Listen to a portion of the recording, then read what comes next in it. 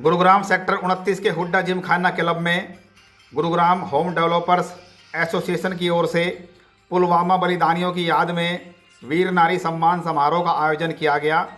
इसमें पुलवामा बलिदानियों की वीरांगनाओं और सर्वजन के साथ ही सीआरपीएफ के कई अधिकारियों को भी सम्मानित किया गया। सम्मान परमार्थ निकेतन आश्रम ऋषिकेश के संचालक स्वामी चिदानंद सरस्वती महाराज, आश्रम श्री हरि मंदिर पटौदी के संचालक महामंडलेश्वर स्वामी धर्मदेव जी महाराज और हरियाणा सरकार में उद्योग एवं वाणिज्य मंत्री राव नरबीर सिंह ने अपने कर कमलों से सभी को सम्मानित किया। समारोह के माध्यम से ये संदेश दिया गया कि बलिदानियों का सम्मान राष्ट्र का सम्मान है। उनके सर्वजन का ध्यान रखना हम सभी का कर्तव्य है। बलिदानियों का ऋण देश कभी नहीं चुका सकता। इस समारोह में गुरुग्राम होम डेवलपर्स एसोसिएशन की ओर से संगठन के अध्यक्ष नरेंद्र यादव ने यहां आए सभी अतिथियों का जोरदार स्वागत किया। इस समारोह में हजारों की संख्या में लोगों ने बढ़ चढ़कर हिस्सा लिया। किसी साधनों के मोहताज नहीं होते। अगर उन्हें चाहिए होता है तो वो सम्मान चाहिए होता है जो सम्मान आपने दिया है।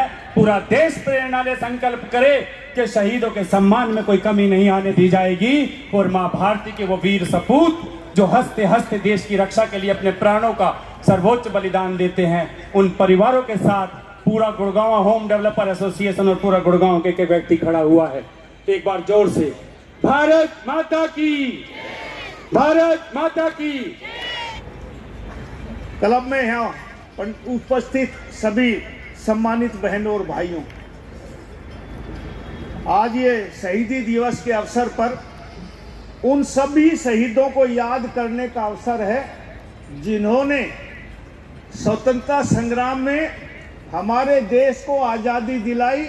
और ख़ास तौर से पुलवामा के शहीदों को आज हम नमन करते हैं कि उनकी शहादत की वजह से आज हम इस मंच के माध्यम से आपको संबोधित कर रहे हैं। साथियों, आज यहाँ ऐसा बहुत कम लोग होंगे जिन्होंने आज़ादी की लड़ाई को देखा होगा। हमने सिर्फ किताबों में पढ़ा है कि देश जब गुलाम था तो हम कैसे आज़ादी के लिए हमारे पूर्वजों ने लड़ाई लड़ी और किस दिन के लिए लड़ाई लड़ी। वो आज के लिए लड़ाई लड़ी कि हमारा देश स्वतंत्र हो, हम आज़ाद हों, हम अपनी बात मंच के माध्यम से कह सकें, अपनी बात कर सकें, अपने हिसाब की सरकार बना सकें। वो दिन आज आया और आज हम स्वतंत्रता के बीच में खड़े होकर आपसे बात करते हैं, आप लोग जवाब सवाल करते हो। इससे बड़ा दिन और क्या हो सकता है। मैं उन सभी, आज तो शहीद भगत सिंह, राजगुरु, सुखदेव, हम तीनों को याद करते हैं, लेकिन अनंत लाखों बलिदान जिन्होंने इस देश की आज़ादी पे दिए, उन सब को भी याद करने का दिन है। और सिर्फ याद करने का दिन नहीं, उनसे कुछ सीखने का और उनके जो परिवार है उनको देखने, भालने, उनको संभालने का भी हमारा दायित्व है। पुलवामा में शहीद हुए ये तो कल की बात लगती है, लेकिन आज उनका परिवार किस हालात में है ये भी हमें जानने की जरूरत है। राष्ट्र और हर व्यक्ति को देखने की जरूरत है। मेरा ये सौभाग्य है कि मैं हरियाणा में सैनिक और अर्धसैनिक मंत्रालय भी संभालता हूँ। मैं हरियाणा सरकार की तरफ से भी उन सब शहीद परिवारों को विश्वास दिलाता हूँ कि जो सरकार उनकी सहूलियत के लिए काम कर सकती है वो काम करने का प्रयास करेगी। और उन सब शहीदों को भी श्रद्धांजलि अर्पित करता हूँ जिन्होंने इस देश के स्वाभिमान के लिए अपने बलिदान दिए।